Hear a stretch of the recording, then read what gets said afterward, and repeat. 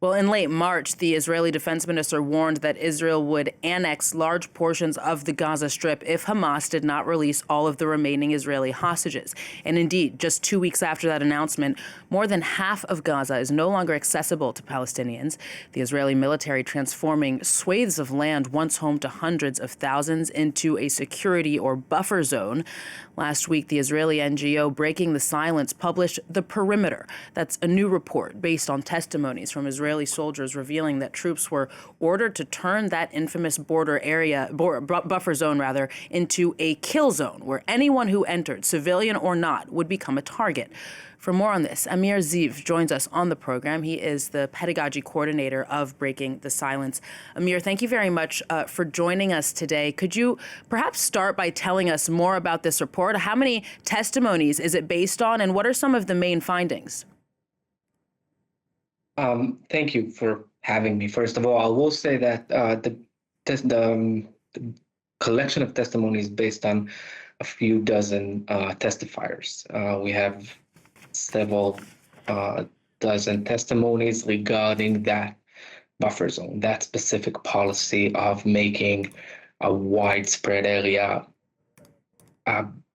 just a kill zone between Israel and the Gaza Strip.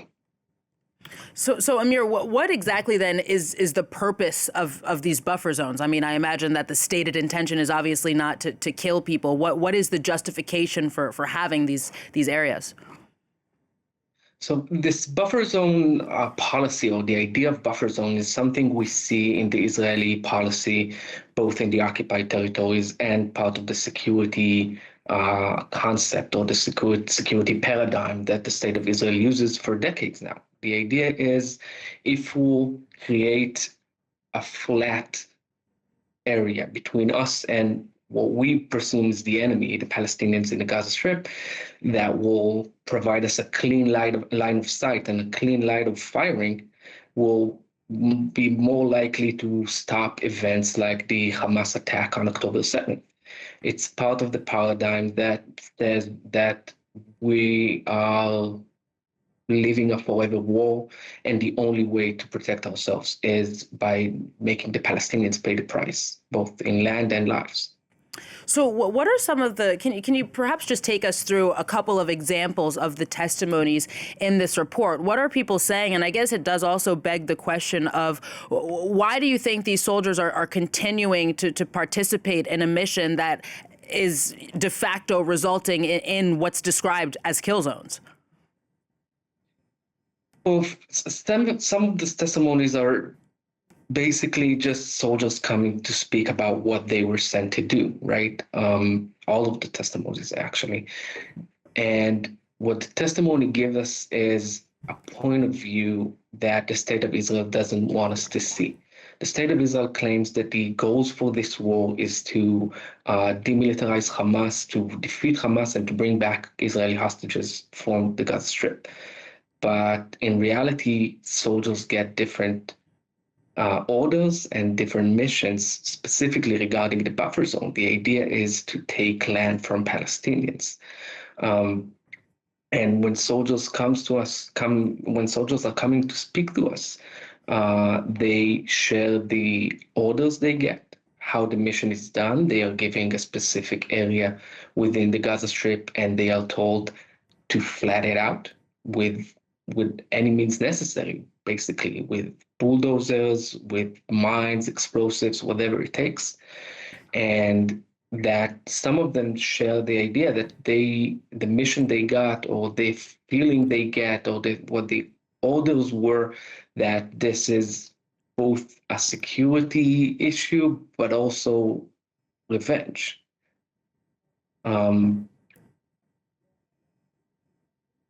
I think it's very difficult. I served in the IDF as well. I served between 2008 and 2011, and I think it's very difficult to exempt yourself from service or from participating. I don't know if every testifier in the booklet went back to serve. I have no idea. But I do know that they are the ones who are providing us the point of view that we are able to share with the world. Now, breaking the silence, Amir, was established in 2004, of course, by IDF veterans with the aim of collecting testimonies of Israeli soldiers who have served either in the occupied West Bank or in the Gaza Strip since the start of the second Intifada. The perimeter, though, is the first report to be published since the October 2023 attack and the war that followed. So how do you think the revelations in this report compare to some of the past work that Breaking the Silence has done? Well, I think it's very clear to see that the basic essence of the paradigm of the occupation hasn't changed. We can see examples of collective punishment against the Palestinians and policies like the buffer zone from before the war. I think the thing that changed is it's the same paradigm, only on steroids, right? You can see a lot more violence. You see and you feel a lot more revenge and the sense that Palestinians deserve it. The Gazans deserve it after what they did on October 7th. And you can see a lot more use of violence. This is something we haven't seen before. So speaking, I guess, kind of to the unprecedented or augmented nature of the violence that we see thanks to this report, it's been a week now since the perimeter was published. Do you think it's made any difference at all in Israel? Is it being talked about?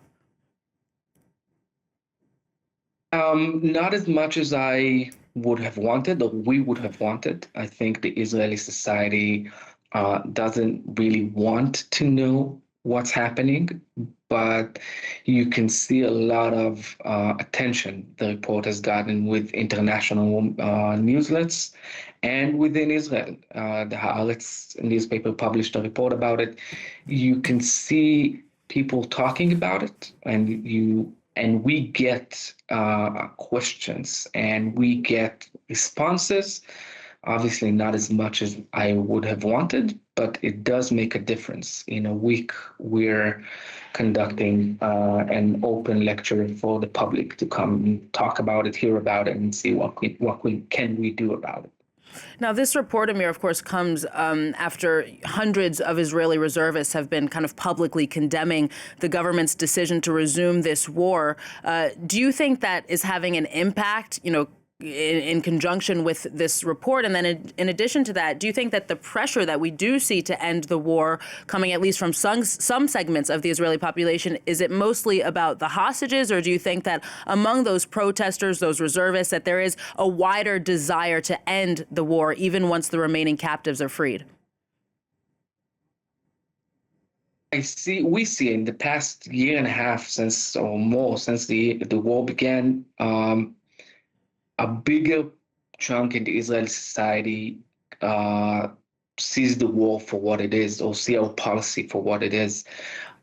The vast majority of Israelis were against the war, wants Israeli hostages to come back, and I do believe that's one of the most important things that needs to happen as soon as possible.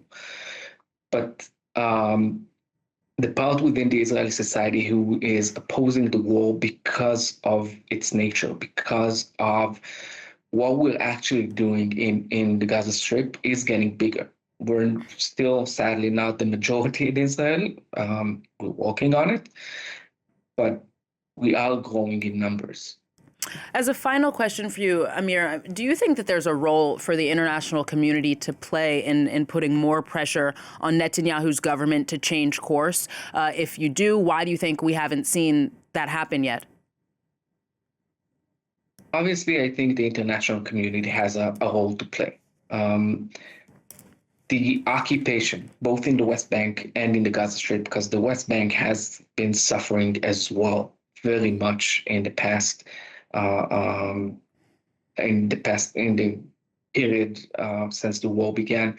The international community has a role to play because it is an international crisis. It is an international event that the international community needs to address. And what we do in the West Bank and the Gaza Strip can only happen because we either get support or the international community turns a blind eye at some stuff or some policies.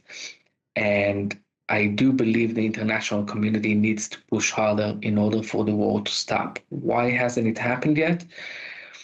I'm not a politician. I do believe it's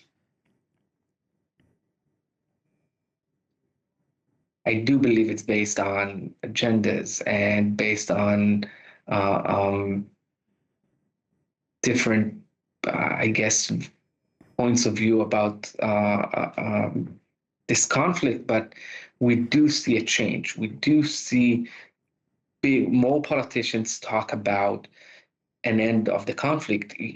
The French president, Emmanuel Macron, just said that a Palestinian statehood is something you need to push for. And I think that's a blessed change.